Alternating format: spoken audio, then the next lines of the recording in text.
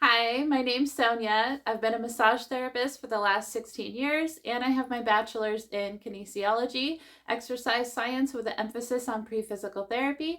And today I want to talk to you about the pelvic floor, what it is, and why you should be exercising it every day and doing stretches to prevent tightness and weakness. All right, let's get into it. So the reason you should work on strengthening your pelvic floor and stretching it to prevent hypertonic tightness in there is if you have a really weak pelvic floor, you'll start to notice every time you sneeze or jump too hard or sit down too hard, you might start noticing you're having urine leakage, and in severe cases, anal leakage too. This can affect men and women.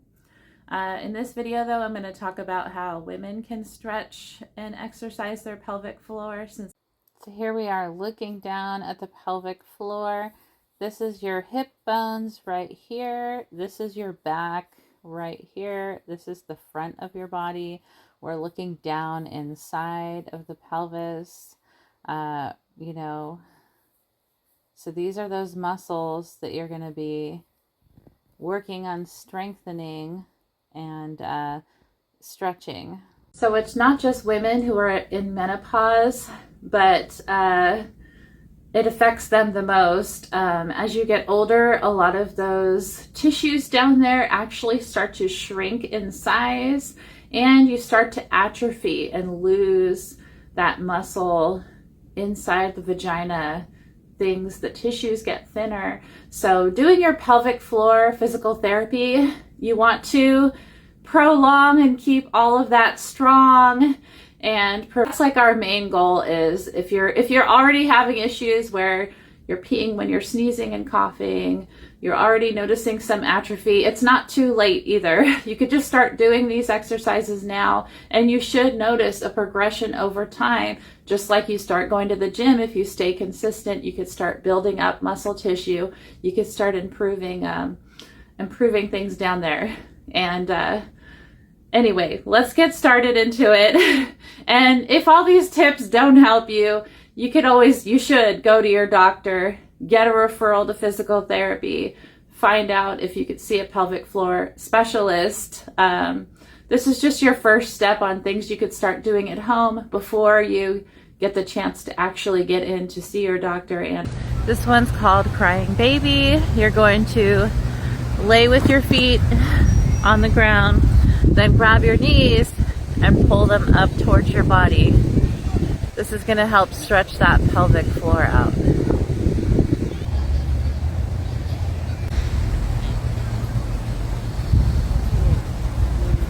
You're going to be like this, or you're going to put your hands down and try to push yourself up, okay?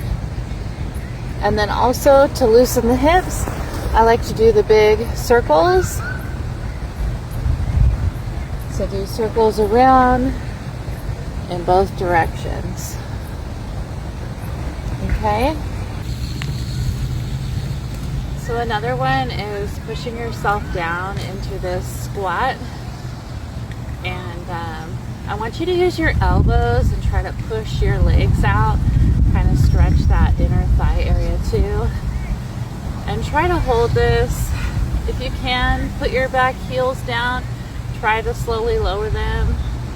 If you can't, that's fine, but you're just gonna sit in this for about a minute, and it'll really help your pelvic floor, and you should feel yourself slowly sinking in the longer you're holding yourself here. So let me talk about the actual exercises. So you could start off laying on your back. You probably already know how to do a Kegel exercise where you're going to be squeezing the inside of your vagina like this. If you're not sure if you're doing a Kegel properly, you can put your fingers inside and you should feel a squeezing around your fingers. And there's different parts you can actually exercise. So you could be squeezing towards the top, you could be squeezing more towards the bottom, kind of a rolling like this, a rolling down. the two main things I want you to focus the most on is I want you to do some short bursts. So try to do 10 short bursts and then rest for about a minute. Do 10 short bursts, rest, and then I want you to do a squeeze where you're squeezing and you're trying to hold it for a long time. Can you try to hold it for 30 seconds super tight without letting go? Lay on your back and do these squeezes. You can start trying to do different positions. So you can start doing a standing one. Hold on. So you could do them while standing. You're squeezing. You could do your quick ones, or do your long and then rest and do your long hold. So once you're able to do them laying down and standing like this, you can start doing different positions. Putting one foot in front of the other. This is called a tandem. And then notice when you're doing your squeezes, is it harder when you have your right foot in front of the left versus your left in front of the right? One side of your pelvic floor might be tighter than the other. And then once you get the hang of this, you could do some jumping ones. So every time you jump, I want you to squeeze. So you're gonna get used to jumping and doing that. And people who have bladder issues, usually jumping or sneezing, sitting down really hard creates that urine leak. So this is a way to test yourself. Has all this work been working for you? How strong are you getting? You should be able to jump up and down really hard like that, or just regular jumping without any urine leakage. So that will show you if you have a strong pelvic floor or not. All right, and then once you've done a lot of this, I want to show you some weights you can use so you can weight lift inside your vagina. All right. And when you're doing these squeezes, I want you to imagine someone's putting a straw inside and you're trying to pull up. You're trying to suck up, juice or whatever up inside. So you're squeezing and pulling, squeezing and pulling. Try to remember that technique for when I show you the weights, okay? And I also recommend when you're ready to buy this like a weight set for your vagina, there are these little weights that kind of looks like a tampon and it has a string at the end.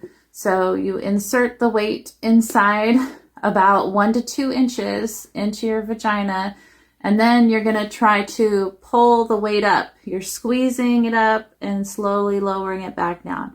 Squeezing up, slowly lowering back down.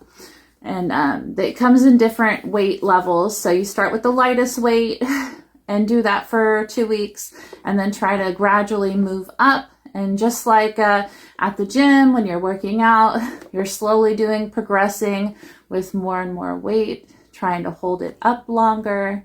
But you need that active pulling up, and that will help build that muscle inside.